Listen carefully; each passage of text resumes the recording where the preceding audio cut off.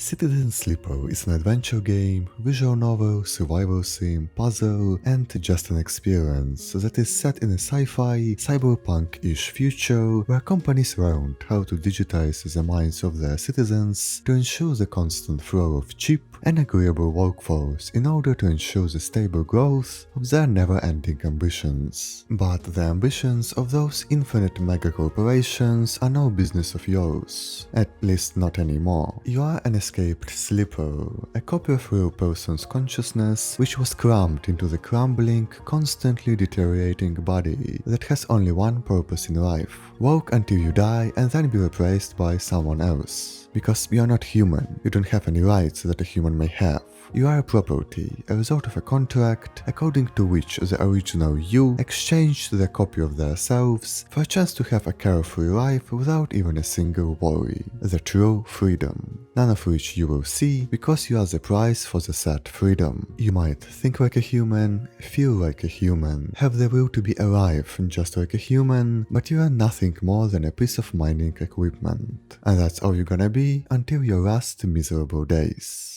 Or rather, that's what you were supposed to be before you decided to escape to a far distant place in the middle of a cold, empty cosmos. The Eye is a self-sufficient space station that became home for people of all kinds of traits and ambitions. Some came here for a better life, some spent their entire lives here, and some are just looking for their ticket out of this place at the end of times. So what about you? Well, you are nobody. You know no one, you have no plan, and every single day you are getting closer and closer to death as a result of the kill switch that was implemented by your corporate masters in order to keep you on a tight, short leash. This is an absolute rock bottom, and there is no hope that it will ever get any better.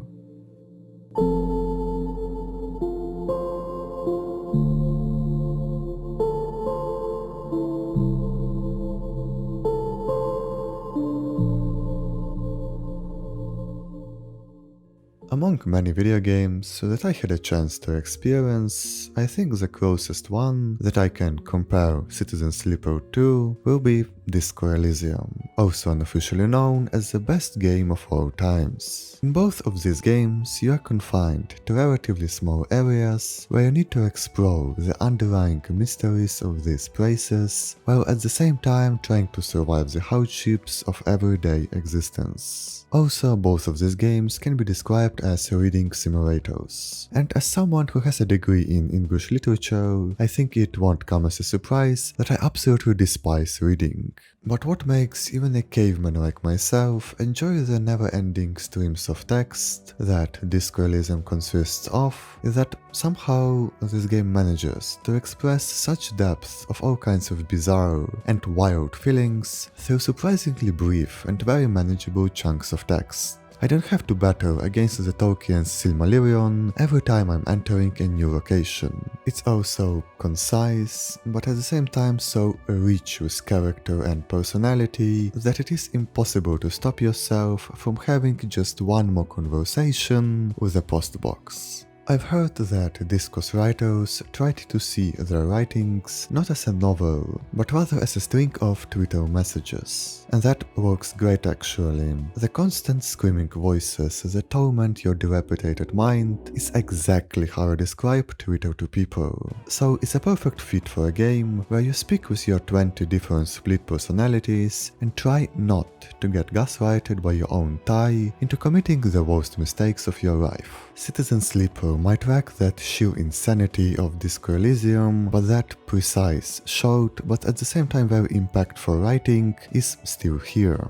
It may be, ironically, more down to earth, but it still manages to say so much with so little words that I couldn't stop myself from wanting to go deeper and deeper into this fictional place that doesn't look very interesting at a first glance. The style of Citizen Sleeper is very minimalistic. It has this point-and-click old-school vibe to it, but even with the limitations of budget and team size, it still manages to be quite stylish. The highlights for me personally are the character portraits that are filled with tiny little details that tell the stories of long-gone times and make you want to explore the past of these mystical people and other creatures that you just met.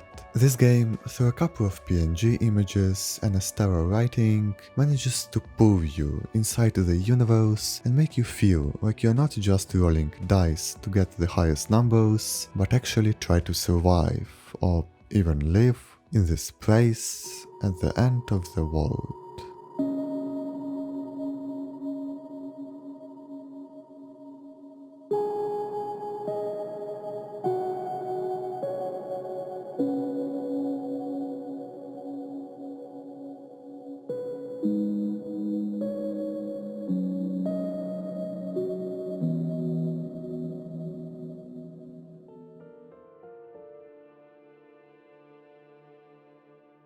The real reason why I compare this game to Disco Elysium is not because I just want an excuse to talk about Disco Elysium. I mean, I'll always take a chance to talk about Lieutenant Du Bois and his never-ending pursuit of becoming the most dysfunctional cop in existence. But it's not only that.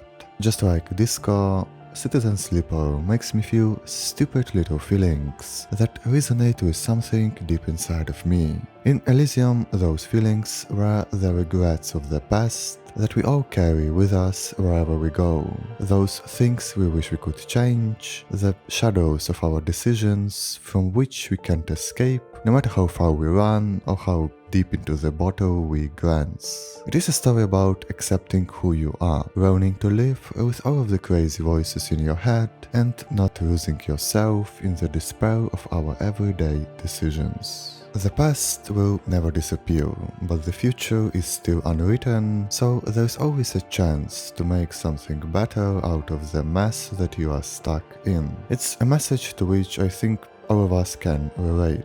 We all did some things in the past we wish we could undo, and no one walks this life without at least a couple of regrets in their closet. But Citizen Sleeper is not about that. It is about a completely different feeling that I think can be much harder for some to relate to.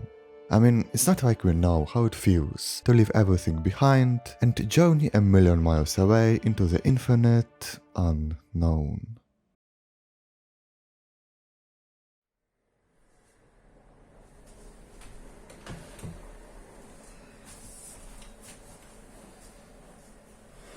I was 17 when I ventured into what felt like an open vacuum of space. I knew absolutely no one, I had no money, and I couldn't even speak the language. Maybe my body wasn't rapidly dying, but every day for sure felt like a challenge. I was a lonely soul in the infinite sea that was so overflowing that it felt like I'm constantly drowning. Starting something from a blank page is fucking terrifying. Especially when you're trying to escape from something. Because Disco Elysium was right after all. You can't just leave it all behind and become a completely new person on a whim. The past will always find a way to get its greasy hands onto you. But at the same time, you can't change what has been done, and then the only thing that you can do is to start from a scratch and hope that it'll go better this time. Because nothing is permanent. What you thought would last forever could only be just a flicker that will be over before you even realized that it happened. When I was a nobody in the middle of nowhere, I didn't even feel like I was a person anymore. Just a stray animal which tries to live to the next day. And for better or for worse, Citizen Sleeper reminds me of those times. The hardships to create any connections with anyone, the feeling of being absolutely lost and completely out of your depths, and of course the antagonizing and infinite loneliness. There is no direction in Citizen Sleeper, no goal for you to achieve, no last boss you can beat and win the video game. You just try to survive, little by little, day by day. And it's so easy to get lost in just that. to focus on making it to the next day and not losing it all completely. But it's not a way to live a life. Surviving doesn't mean shit if you hate every single moment of your existence. A person needs more than just surviving. At the start, you're just a breaking android, which knows nothing but suffering. But through the places you see, the stories you unfold, and the people you meet, you become much more than just that. The people on your way will show you cruelty, fear, greed, but at the same time, through them you experience camaraderie, compassion, kindness, and maybe even a sense of belonging. Those strangers of whom you know nothing could in due time become your new family. You are stuck in the middle of an eternal cold void, but perhaps those strangers can make it feel like you are not just surviving. Maybe they could become your new home, and you won't be alone anymore, drifting through the restless days, waiting for the final moments to come. The premise of losing it all, running away from hell, and then building something infinitely better with someone who not only tolerates your presence, but also accepts you for who you are, is something that resonates with me personally. And why would we care about fictional stories of distant planets set in imaginary universes if not for those very human, very mundane even feelings that those grand epic tales make us relive? And for me, Citizen Sleeper managed to do that. I watched how some lonely vagabond with nothing behind their back built real, meaningful connections and found a place where they can belong. It is a story that is so simple, but at the same time so very human. Sometimes a game we play is just a set of pixels and code, but when it manages to be more than just that and touches something inside of us that we didn't even know was there in the first place, then that game becomes more than just a silly way to spend your wacky afternoon. I felt a connection to these pixels and PNG images, because they made me conscious of the past I thought I'd forgotten, or perhaps I wished I'd forgotten. Not many art pieces can make you feel like that, but this one did. And for me, that's the intimate beauty of Citizen Sleeper.